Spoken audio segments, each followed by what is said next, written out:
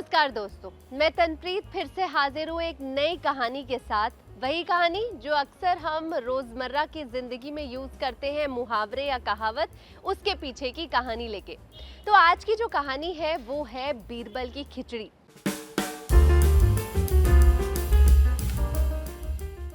दोस्तों, आपने कई बार लोगों को कहते हुए सुना होगा, इसकी तो बीरबल की खिचड़ी बनने ही नहीं वाली, या इसकी तो अभी बीरबल की खिचड़ी बनने में समय लगेगा। ऐसा क्यों कहते हैं? इसके पीछे की कहानी क्या है? तो चलिए आपको बताते हैं। अकबर और बीरबल, इन दो नामों से तो आप वाकिफ होंगे ही कि किस तरीके से अकबर और बीरबल की बचपन में भी हमने बहुत सारी कहानियां पढ़ी है, लेकिन शायद बीरबल की खिचड़ी आप भूल गए होंगे। तो एक बार क्या होता है कि अकबर अपने दरबार में सभा रखता है और बहुत से लोगों को बुलाता है और वहाँ पर अनाउंस करता है कि रात में, पूरी रात अगर कोई भी व्यक्ति नदी में एक पांव पर खड़ा रहेगा तो मैं उसे ढेर सारा इनाम दूंगा। अब सब लोग चौंक जाते हैं कि भाई ऐसा कैसे पॉसिबल है, क्योंकि रात के वक्त तो नदी का पानी ठंडा हो जाता है और उस पर भी पूरी रात निकालना है एक पांव पर खड़े होके। तो लोग कहते हैं इनाम के लिए तो कुछ भी करा जा सकता है, चलिए करके देखते हैं। अब जितने व्यक्ति होते हैं उनमें से एक पहला व्यक्ति आता है, पहली रात होती है और पहली रात में वो खड़ा होता है एक पांव पे, लेकिन उसे इतनी ठंड लगने लगती है कि वो गिर जाता है और वो पूरी नहीं कर पाता इस शर्त को। ऐसे करके अगली रात आती है, दूसरा व्यक्ति खड़ा होता है, फिर अगली रात आती है, तीसरा व्यक्ति खड़ा होता है, लेकिन कई रातें ऐसी बीत जाती है और कोई भी व्यक्ति इस जो शर्त होती है उसको पूरी नहीं कर पाता। लेकिन फिर आता है एक ऐसा व्यक्ति जो एक पांव पर नदी में पूरी रात ठंड में खड़ा रहता है। तो सब चौंक जाते हैं।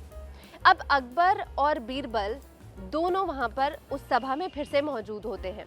तो अकबर उस शख्स से कहते हैं कि आपने बिल्कुल, आप खड़े हुए थे, लेकिन एक बार सभा के मुंह से भी जान लेना चाहिए क्या ये चीज सही है, तो अब आपको इनाम दे दिया जाएगा। तो सभा में एक व्यक्ति होते हैं, वो कहते हैं कि दूर 200 मीटर में ना एक लौ जल रही थी, उस लौ के सहारे ये जो व्यक्ति है, ये शख्स है, ये खड़ा रह गया। तो वो शख्स जो होता है वो थोड़ा सा चौंक जाता है कि भाई ये कैसी बात हुई, 200 मीटर की जो दूर की लौ है वो मुझे गर्माहट कैसे दे सकती है, और इससे क्या होता है, उसे फेल कर दिया जाता है। अब बीरबल को ये बात थोड़ी खल जाती है, बीरबल को ये बात अच्छी नहीं लगती।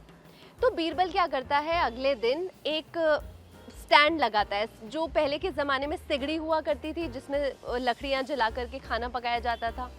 तो ऐसा वो स्टैंड लगाता है और उस पे जलाता है एक दिया, एक लौ जलाता है। अब उससे 200 मीटर ऊपर वो खिचड़ी बांध देता है लकड़ी, पेड़ से, और वो लौ जलती है और वो खिचड़ी उसके ऊपर लगभग 200 मीटर रहती है। अब अकबर वहां से गुजरते हैं और वो कहते हैं, बीरबल तुम ये क्या कर रहे हो, खिचड़ी तुमने इतनी ऊपर लगा रखी है और लौ तुमने इतनी नीचे जला रखी है।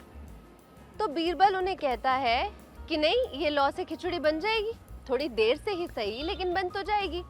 तो अकबर कहते हैं ऐसे थोड़ी होता है, 200 मीटर दूर तुमने खिचड़ी रखी है, ये तो कभी बनेगी ही नहीं। तो बीरबल उन्हें समझाते हैं कि जब उस व्यक्ति को नदी में खड़ा होना था और उस व्यक्ति ने अपनी शर्त को पूरी किया, लेकिन किसी ने अगर ये कह दिया कि 200 मीटर दूर जो लौ थी उसके सहारे ये खड़ा रह गया, तब तो आपने मान लिया, लेकिन मेरी खिचड़ी जो है उस पे आप मान नहीं रहे। तो अकबर को समझ में आता है कि भाई बात तो पते की है। तब जाकर के अकबर को ये समझ में आता है कि 200 मीटर दूर अगर कोई चीज़ जल रही थी तो उससे उस शख्स का कोई लेना देना नहीं था। इसीलिए यानी कि जब बीरबल ने ऊपर खिचड़ी रखी थी तो वो तो बनती ही नहीं कभी, और अगर कभी ऐसा होना भी होता तो पता नहीं कितना टाइम लग जाता। इसीलिए जब भी कभी कोई काम जब आराम से या बड़े लेट लतीफ़ी से हो रहा होता है, या किसी को देखकर आपको लगता है कि इससे तो काम वो हो ही नहीं पाएगा, तो हम वहाँ पर उपयोग करते हैं कि इसकी तो बीरबल की खिचड़ी ही बनेगी, या इसकी बीरबल की खिचड़ी तो अब नहीं बनने वाली।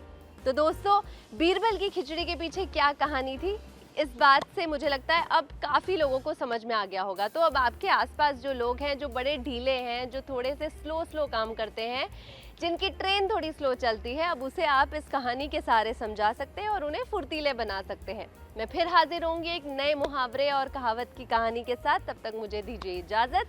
NBT लाइव को सब्सक्राइब करना ना भूलें।